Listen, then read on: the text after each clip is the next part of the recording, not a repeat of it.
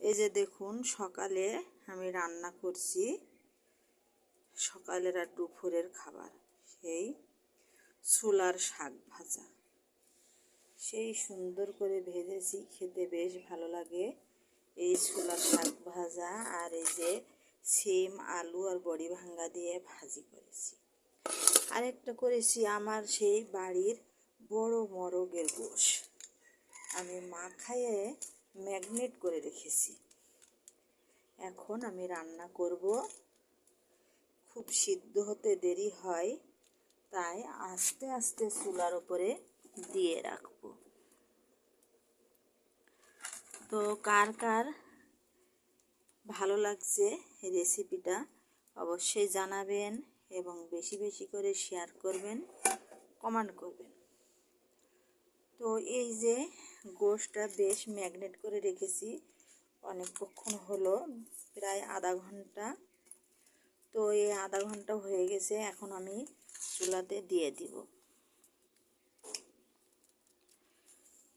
দেখুন, মই মশলা সব কিছু দিয়ে দিই। দিয়ে দেওয়ার পরে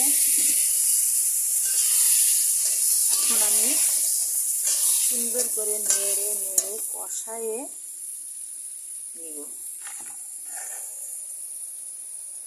ধোয়াতে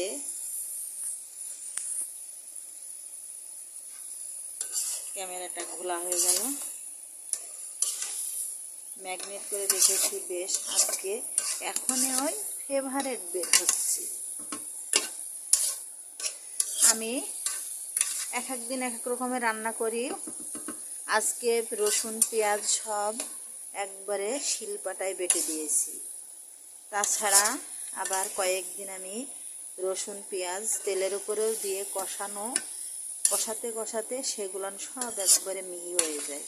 কিন্তু আজকে আবার আরেক রকম করে রান্না করছি, দেখি আজকের স্বাদটা কেমন হয়, কেমন লাগে।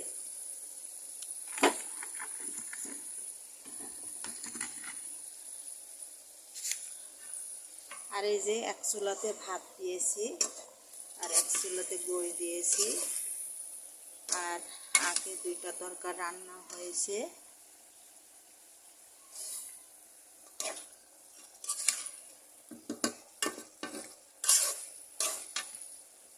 ভাতটাও আমার প্রায় হওয়ার দিকে। তো এই রান্না আমরা সকালে দুপুরে খাবো। তো সবাই ভালো থাকুন, সুস্থ থাকুন এই কামনা করি। শুভ সকাল সবাইকে।